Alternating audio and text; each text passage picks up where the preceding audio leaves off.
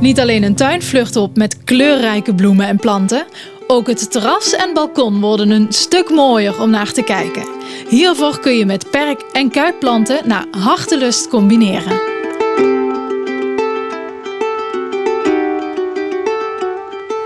Vandaag wil ik jullie laten zien hoe je in je tuin, op je terras of balkon sfeer kunt brengen met kuipplanten en perkplanten.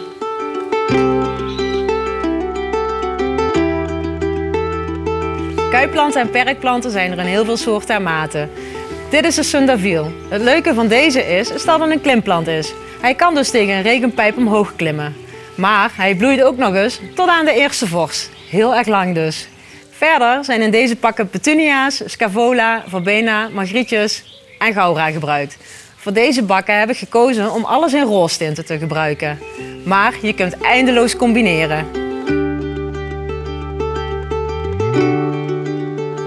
Zelf een mooie pot opmaken is niet moeilijk. Zorg voor goede afwatering door middel van gaten in de pot en hydrokorrels en dan goede potgrond.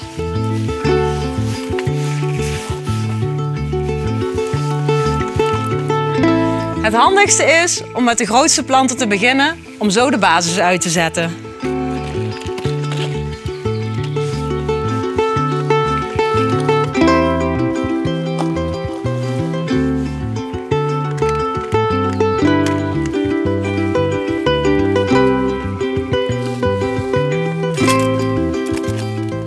Je kunt heel veel planten met elkaar combineren. Maar het belangrijkste is dat er altijd een goede afwatering in de potten zit. Dat wordt niet voor niets gezegd. 9 van de 10 keer dat er iets fout gaat, is het doordat een plant te nat staat. Daardoor sterven de wortels af en gaat de plant ook kapot.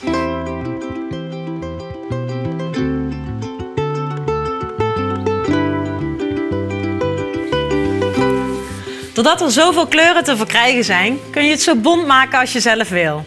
Je kunt de hele zomer lang plezier hebben van je perk- en kuipplanten. Maar dan komt er wel een beetje verzorging bij kijken. De meeste bloemen houden van wat zonlicht. Maar ook nog wat extra verzorging door middel van goede voeding. En als je uitgebloeide bloemetjes ziet, kun je deze bessen ertussenuit halen om zo de nieuwe bloei van bloemetjes te bevorderen.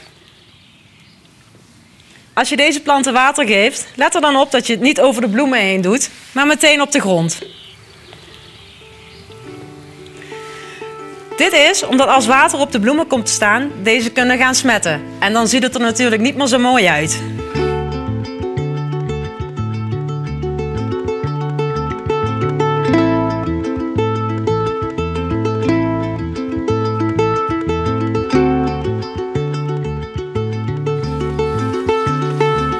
Wil je het wat gewaagder?